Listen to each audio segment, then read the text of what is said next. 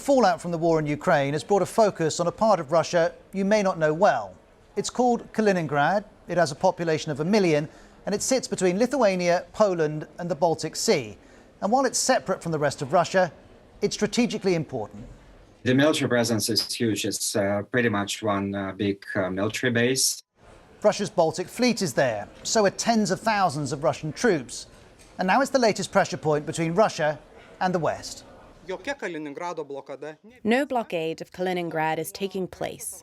It is simply that since last weekend, sanctions have come into force on some of the goods included in the so-called sanctions package. The EU introduced a raft of sanctions after Russia's invasion of Ukraine, and Lithuania finds itself at the front line of imposing them.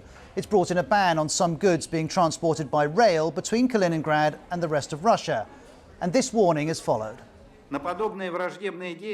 Russia will certainly respond to such hostile actions.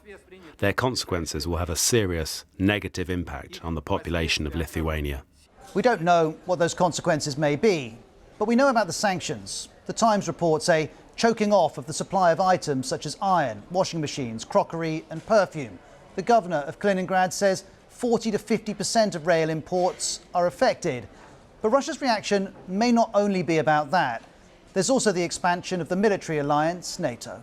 I am sure that they are scared because of Swedish and Finnish membership in NATO, because the Baltic Sea will be more or less surrounded by peaceful NATO countries. Kaliningrad borders 2 NATO members, Lithuania and Poland. Also nearby are Latvia, Estonia, Germany and Denmark.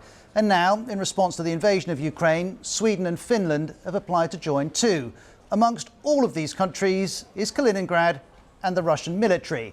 And as tensions rise, there's a tension on the border between Lithuania and Poland. It's known as the Suvalky Gap, and it separates Kaliningrad from Russia's ally, Belarus. Politico has called it the most dangerous place on earth. Now, that may be overstating things, but the broader point still stands. Russia has already invaded one sovereign nation, and one former Russian prime minister and now Putin critic says if Ukraine falls, the Baltic states will be next. And here's the journalist Leonid Ragozin again. In theory, Russia, if it goes to war with the entire bloc of Western countries, it could be targeting this particular area. Now, we don't know Russia's intentions, but any attack on Lithuania brings with it high stakes, as BBC Russian explains. I believe now everyone in Kremlin realizes that this attempt will lead to a war with a country which is a NATO member and an EU member. Russia knows that war with one NATO member means war with all NATO members. And on whether that could happen, here's the BBC's Russia editor, Steve Rosenberg. I don't think that is very likely, but the fact that some people are talking about this and pushing for this, that shows just how bad relations have become between Russia and the West.